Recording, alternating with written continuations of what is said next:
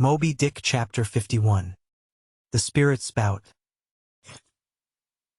Days, weeks passed, and under easy sail, the ivory Pequod had slowly swept across 4 several cruising grounds. That off the Azores, off the Cape de Verdes, on the Plate, so-called, being off the mouth of the Rio de la Plata, and the Carroll Ground, an unstaked, watery locality, southerly from St. Helena. It was while gliding through these latter waters that one serene and moonlight night, when all the waves rolled by like scrolls of silver, and, by their soft, suffusing seethings, made what seemed a silvery silence, not a solitude. On such a silent night a silvery jet was seen far in advance of the white bubbles at the bow. Lit up by the moon, it looked celestial. Seemed some plumed and glittering god uprising from the sea. Fedallah first descried this jet. For of these moonlight nights, it was his wont to mount to the mainmast head, and stand a lookout there, with the same precision as if it had been day. And yet, though herds of whales were seen by night, not one whaleman in 100 would venture a lowering for them. You may think with what emotions. Then, the seaman beheld this old Oriental perched aloft at such unusual hours. His turban and the moon, companions in one sky. But when, after spending his uniform interval there for several successive nights without uttering a single sound, when, after all this silence, his unearthly voice was heard announcing that silvery, moonlit jet, every reclining mariner started to his feet as if some winged spirit had lighted in the rigging, and hailed the mortal crew. There she blows! Had the trump of judgment blown, they could not have quivered more. Yet still they felt no terror, rather pleasure. For though it was a most unwonted hour, yet so impressive was the cry, and so deliriously exciting, that almost every soul on board instinctively desired a lowering. Walking the deck with quick, side-lunging strides, Ahab commanded the t'gallant sails and royals to be set, and every stun-sail spread. The best man in the ship must take the helm. Then, with every masthead manned, the piled-up craft rolled down before the wind. The strange, upheaving, lifting tendency of the taffrail breeze filling the hollows of so many sails made the buoyant, hovering deck to feel like air beneath the feet, while still she rushed along, as if 2 antagonistic influences were struggling in her, one to mount direct to heaven, the other to drive yawingly to some horizontal goal.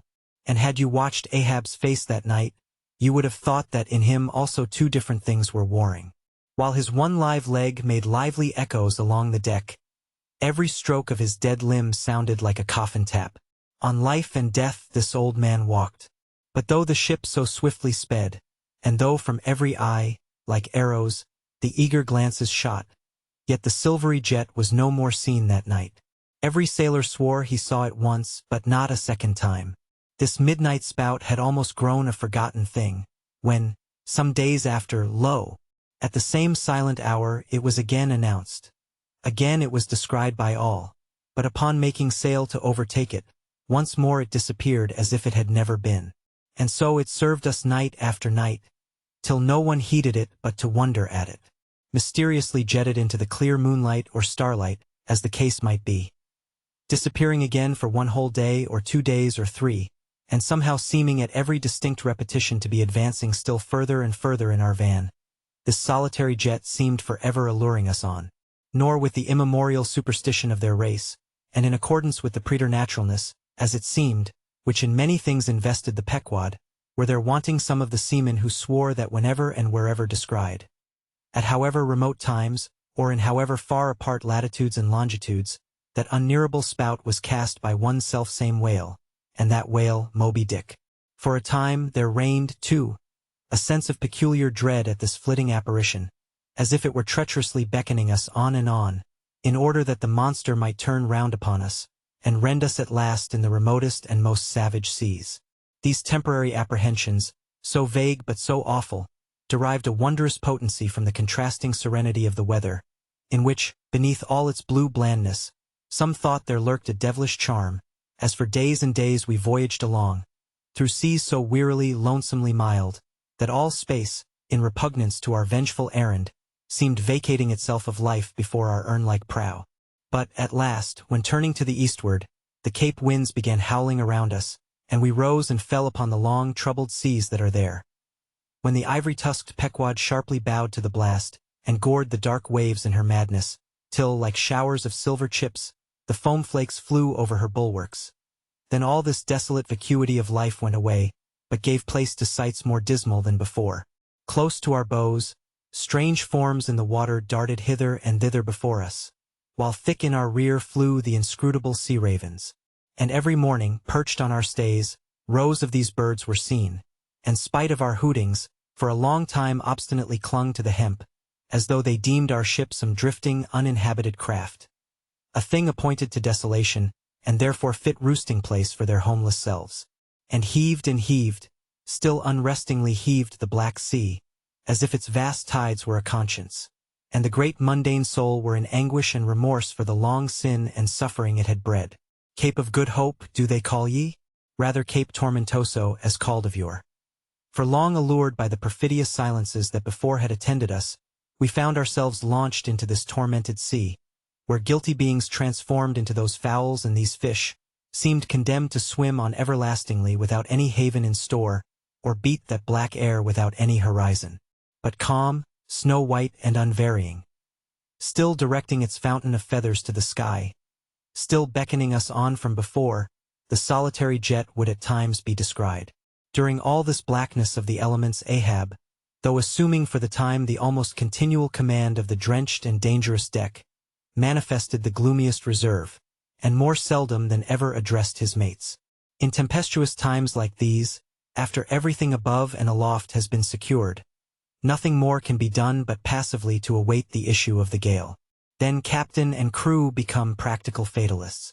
So, with his ivory leg inserted into its accustomed hole, and with one hand firmly grasping a shroud, Ahab for hours and hours would stand gazing dead to windward, while an occasional squall of sleet or snow would all but congeal his very eyelashes together. Meantime, the crew, driven from the forward part of the ship by the perilous seas that burstingly broke over its bows, stood in a line along the bulwarks in the waist, and the better to guard against the leaping waves, each man had slipped himself into a sort of bowline secured to the rail, in which he swung as in a loosened belt. Few or no words were spoken, and the silent ship, as if manned by painted sailors in wax, day after day tore on through all the swift madness and gladness of the demoniac waves. By night the same muteness of humanity before the shrieks of the ocean prevailed. Still in silence the men swung in the bowlines. Still wordless Ahab stood up to the blast. Even when wearied nature seemed demanding repose, he would not seek that repose in his hammock. Never could Starbuck forget the old man's aspect, when one night going down into the cabin to mark how the barometer stood, he saw him with closed eyes sitting straight in his floor-screwed chair, the rain and half-melted sleet of the storm from which he had some time before emerged, still slowly dripping from the unremoved hat and coat. On the table beside him lay unrolled one of those charts of tides and currents which have previously been spoken of. His lantern swung from his tightly clenched hand. Though the body was erect, the head was thrown back so that the closed eyes were pointed towards the needle of the telltale that swung from a beam in the ceiling. The cabin compass is called the telltale because without going to the compass at the helm, the captain, while below, can inform himself of the course of the ship. Terrible old man, thought Starbuck with a shudder, sleeping in this gale, still thou steadfastly eyest thy purpose.